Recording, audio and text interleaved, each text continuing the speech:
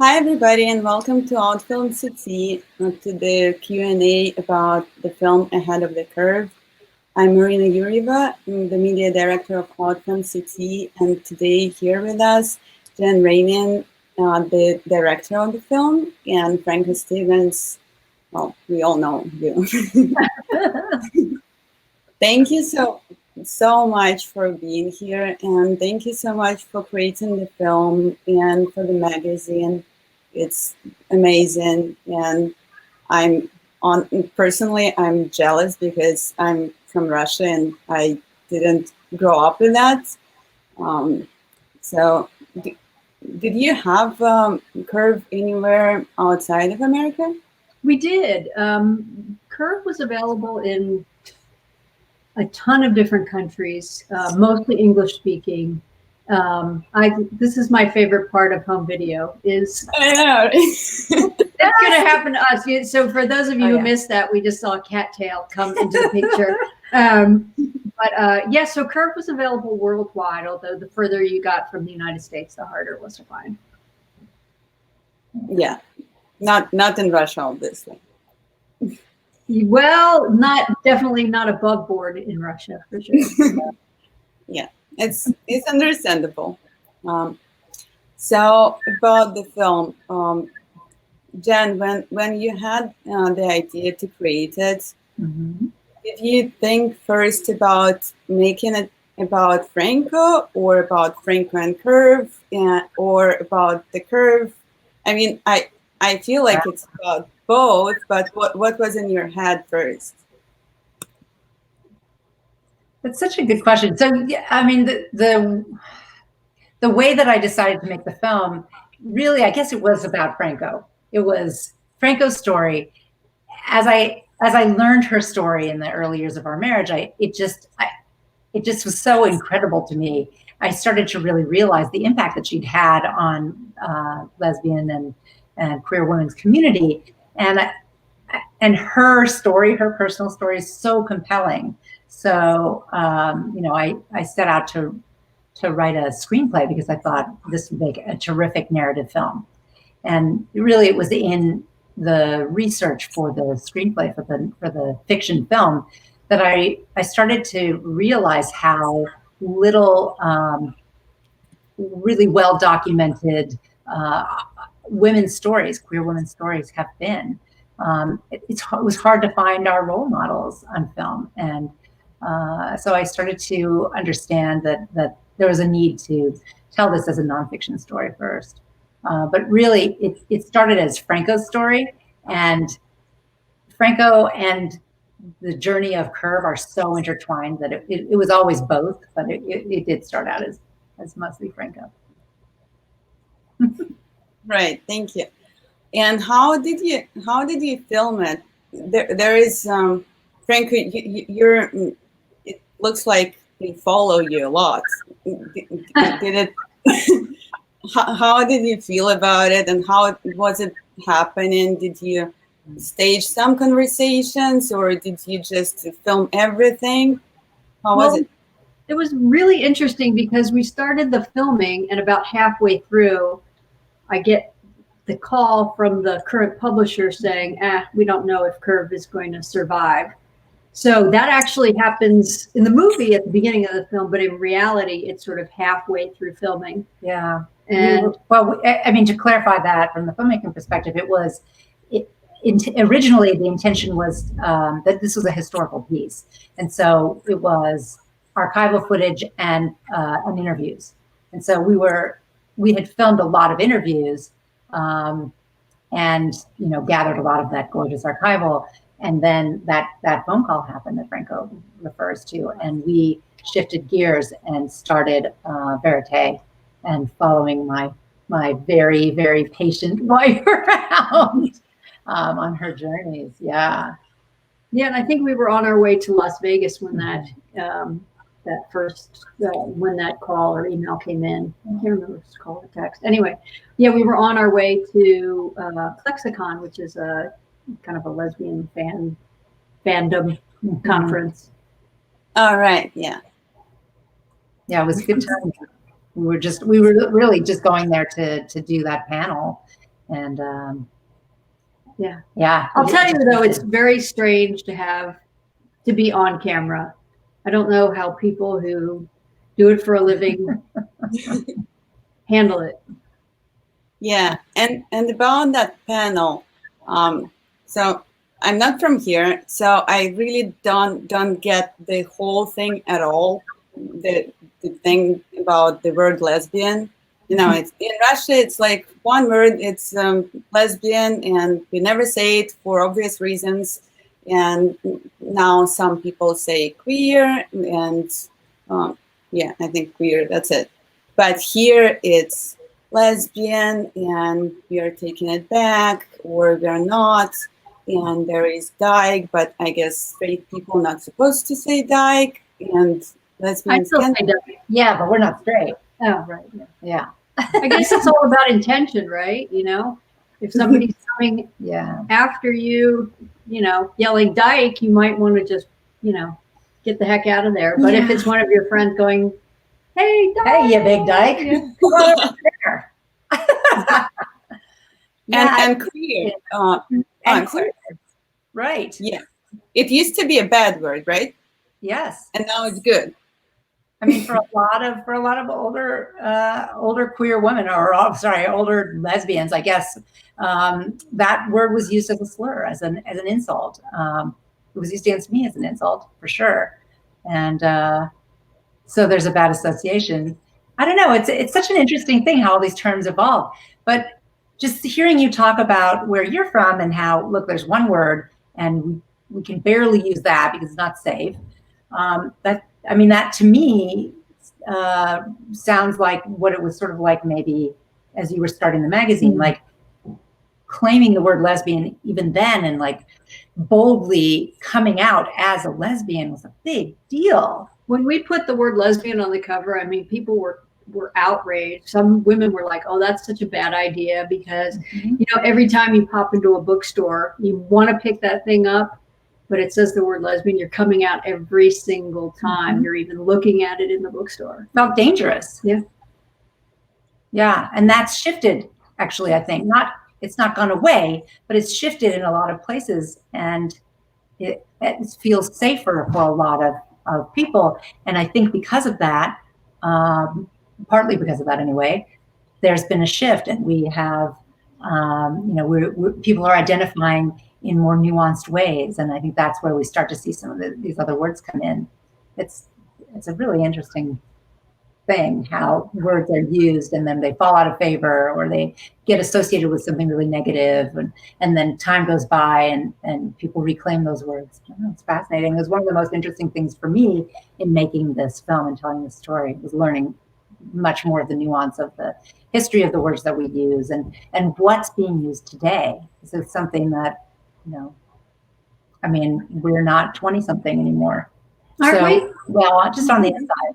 So, for us to be able to go out there and have those conversations, those deep, rich conversations with, younger women and non-binary people to understand how they're identifying, it was really eye-opening. I learned a ton. I loved it. I thought it was very energizing. Right. It's evolving so much. So, Franco, you from the film, I understand that you were married, and then your husband outed you, and then kind of right away you found the magazine, the lesbian magazine, and it happened very, very fast in a very short period of time, right? So amount of time. A fairly short amount of time. So the chronology. There you go. of the story was I was married. My ex-husband outed me. I left with the clothes on my back and lived in my car. And I applied for a job at the queer bookstore of the time in San Francisco. And finally they hired me. And then I was around so many talented and artistic people. And I was like, I don't belong here. But in the same time, I was like, well, one of you should really start this magazine that I want. And I was just like, oh, duh. Okay, 2 plus 2. So it was maybe like 2 years from the time I was married till I got the idea to start the magazine, and then maybe another year and a half for the first issue to come out. So yeah, super quick. Well, you became so gay so fast. Gay so fast. She's pretty gay. Yeah. Yeah. So you do so many bold things. You go to the horse races and bet all your money and the credit cards, and bring your girlfriend to dinner in the 90th when nobody would even imagine to do that. So, does it ever backfire? You know, there was a lot of backfiring, but through persistence, I think it just. I kind of think, and I think I say it in the movie, that like there's times where I'm like, yes, God is a lesbian, because everything just, if it was meant to be, it happened. It's like we needed an editor, and somebody called me up and she said, I'm looking, I saw your sign in the window of the magazine of the bookstore, and I edit a publication called the San Francisco Business Times, and I'd like to write for you. I was like, writing? We need you as an editor. And it was like, oh, okay. So whatever we needed was sort of laid out before us, just, as if we had willed it to be.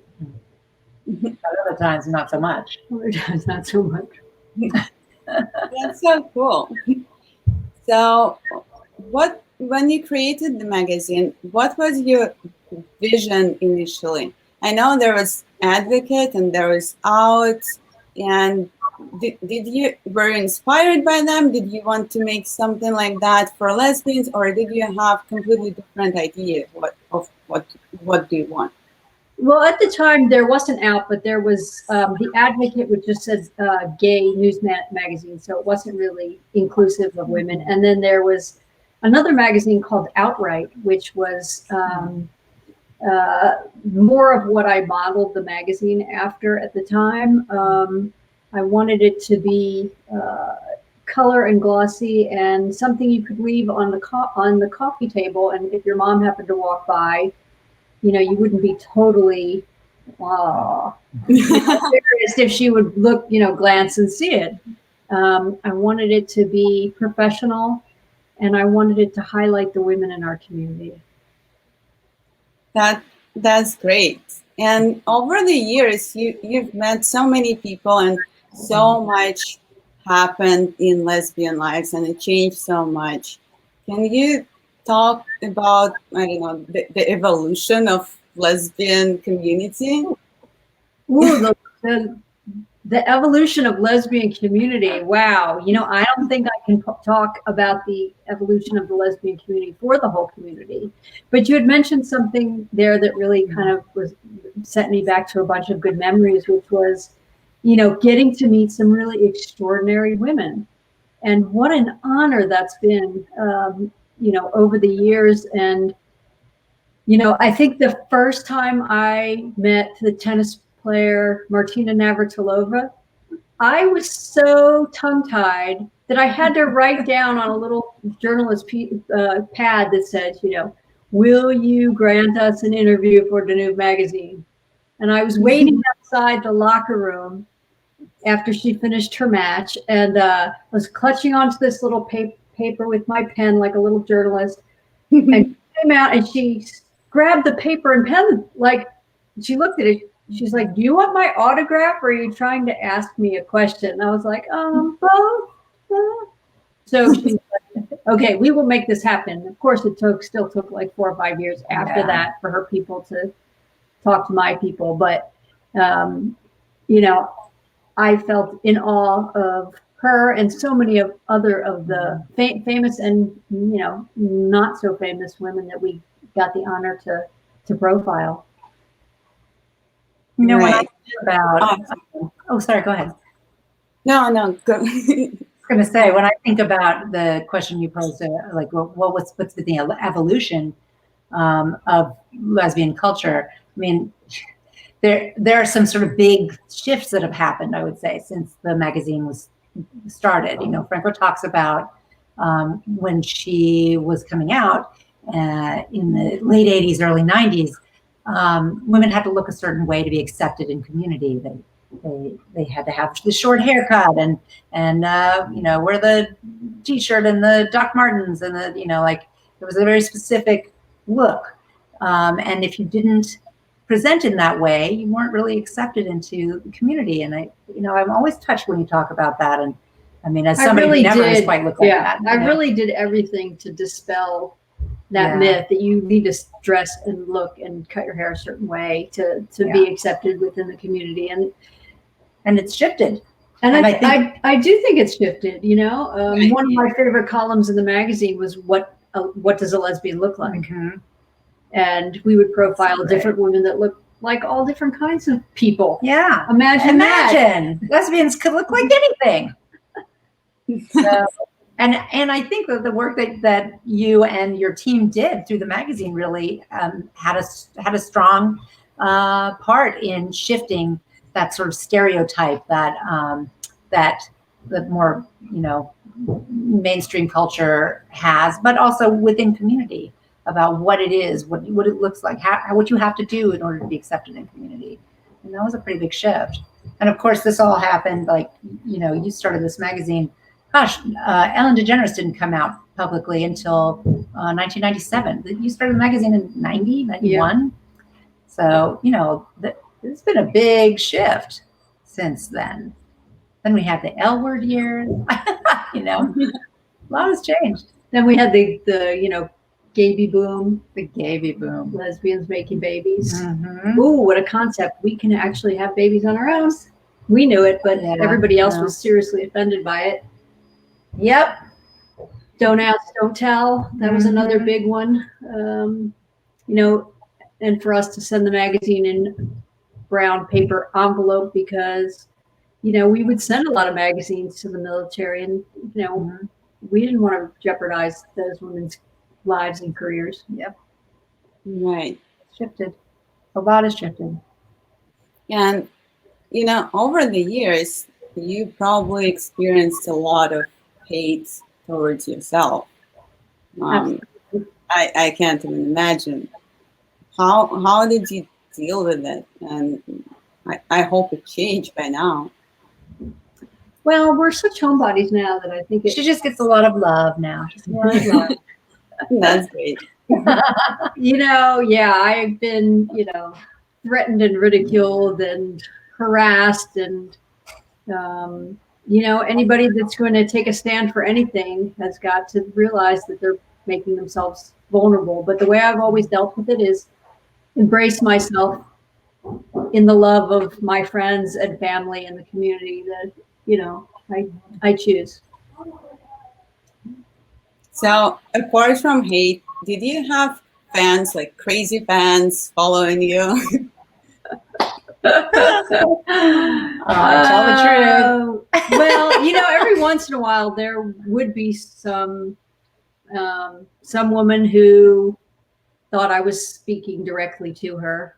I mean, Frank's picture was in the magazine. It was, you know, it was in there in the Frankly Speaking, you know, letter from the publisher every month or every other month whenever the magazine would come out. And so I think a lot of people really identified with her.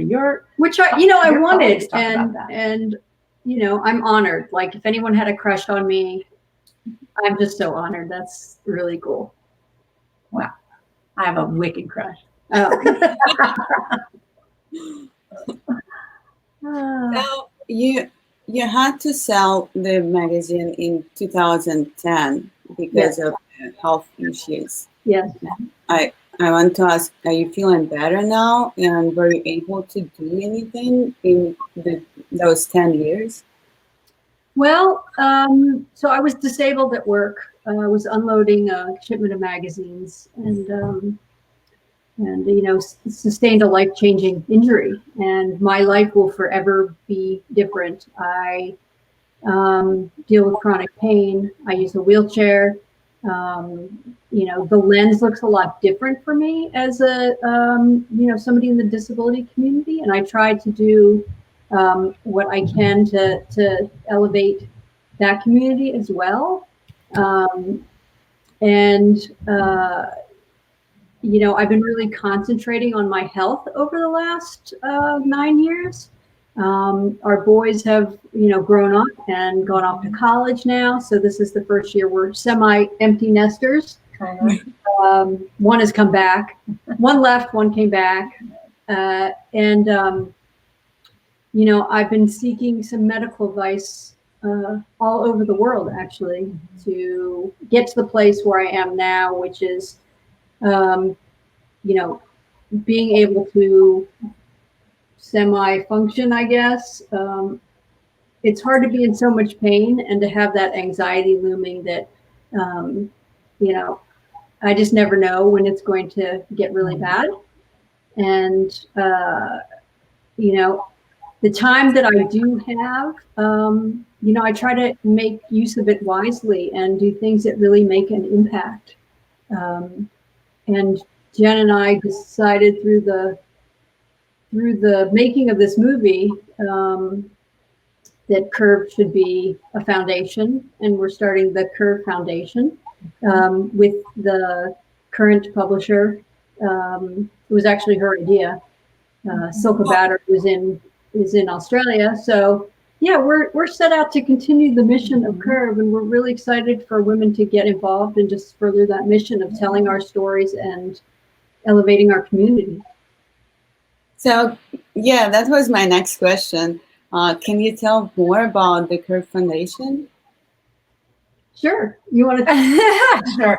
Well, first of all, you can visit thecurvefoundation.org just to check in and see where we are in our evolution. We are still in early stages, but we expect to be launching in the next few months. And the way that we're looking at it, really, it's like Franco said, you know, it's to carry on the mission of the magazine, which is around us telling our own stories and amplifying the voices of queer women and lesbians and non-binary people, you know, to continue to build and support our culture. Really, if we don't tell our stories, then, you know, they won't be around for, you know, future generations. And also, for us to tell our own stories, I feel like is so important. That's what I love about Jen. Has actually started a production company to produce more lesbian film. Yeah. Oh, Yeah. So I'm very proud of her. Yeah. And that's the dog, apparently. Sorry.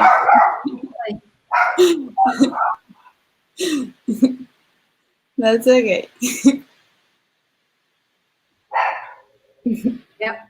There you go. You know you're at home when. All right. So, Franco, do you think you would be in the film if somebody else did it, not your wife? You know, that is a really great question. The fact that it was Jen, I had somebody else, two people come to me over the years and want to make a movie. And mentally and physically, I just wasn't there. Dealing with the disability means, for me, it means, you know, not sticking to a set schedule.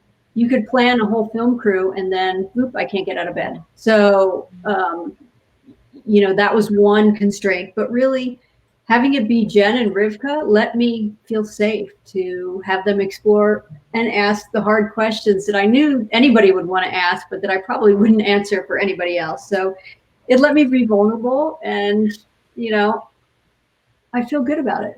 I like the job that they did. I'm so glad. Well, that's what I really wanted, of course. So, but yeah, I mean, I think there's a lot to that, you know, because we are so connected and so intimate. I'm able to read Franco fairly well, and if she needs a break or if she can't do something at a certain time, but we thought we would pivot and do something else. And I'm grateful, and it worked. It worked out well. That's wonderful. Yeah, and thank you for the film. So we're film festival, obviously. And one question I have is, what's your favorite lesbian film or show? Ooh, wow. Oh, that's a hard one. I think my favorite lesbian film or show hasn't been produced yet, but I sure do love the original L Word, Orange is the New Black. I know, so good. And well, right now we are watching The Umbrella Academy. And what else are we watching? Vida. Oh, we Vida. love Vida. Oh, Vida was great. Oh, good. Yeah. So good. Yeah, that's my current favorite. Great. Thank you so much. Thank you for being here, and thank you all the viewers for for watching us. Good luck, and thank you again. Thank you so much for having us. It was a real pleasure. We're really honored. Have a great festival. Thank you. Bye.